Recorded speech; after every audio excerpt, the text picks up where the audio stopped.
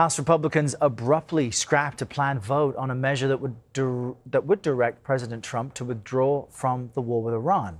The House had been scheduled to vote on the War Powers Resolution. Democrats had been pushing for this vote, but Republicans put it on hold after it became clear they didn't have enough votes to defeat the bill. Also on Capitol Hill, the Navy's acting secretary told lawmakers that a $14 billion U.S. arms sale to Taiwan has now been paused to ensure the U.S. military has sufficient munitions for its Iran operations. Now we're joined by CBS News contributor Courtney Kealy in our D.C. bureau for a bigger discussion on this. Good morning, Courtney. President Trump seems to be losing support for the war in Congress. So where do the negotiations between Iran and the U.S. stand right now?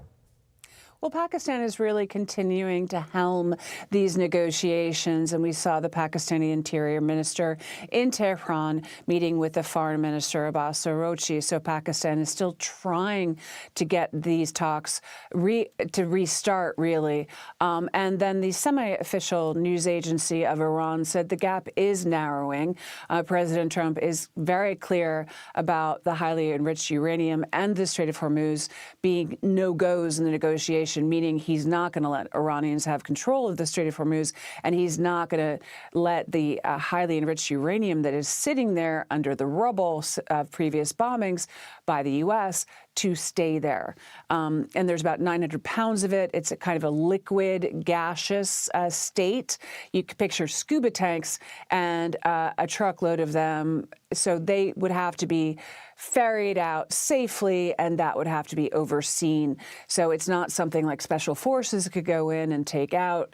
But Iran saying they're narrowing, the U.S. saying we're still, at this point, Pakistan actively negotiating. And Pakistan does have a stake in this. They're on the Iranian border. You know, Afghanistan, another issue for them, is overseen by the Taliban now, and Pakistan really can't afford Iran to be unstable. And so the Pakistanis are heavily involved. But what I have to note is the Hajj is starting. Eid al-Adha, the two-day holiday, is the most important holiday, Eid, on the calendar every year.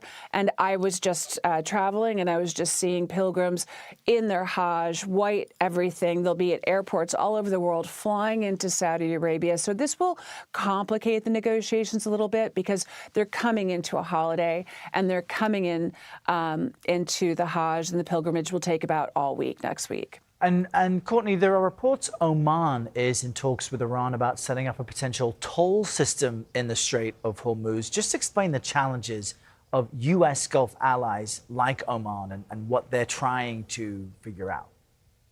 Well, before I get into the details of that, we did have a U.S. response already, and Secretary of State Marco Rubio had this to say. Iran is trying to create a tolling system. It can't happen. If that were to happen in the Straits of Hormuz, it will happen in 5 other places around the world. Why would countries all over the world say, well, we want to do this too?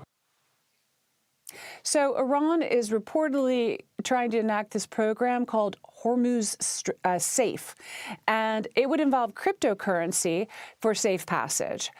Oman, which borders the waterway, could benefit from the money accrued in cryptocurrency. But according to the International Maritime Organization and others, this could violate U.S. sanctions. It could be in violation of international sanctions.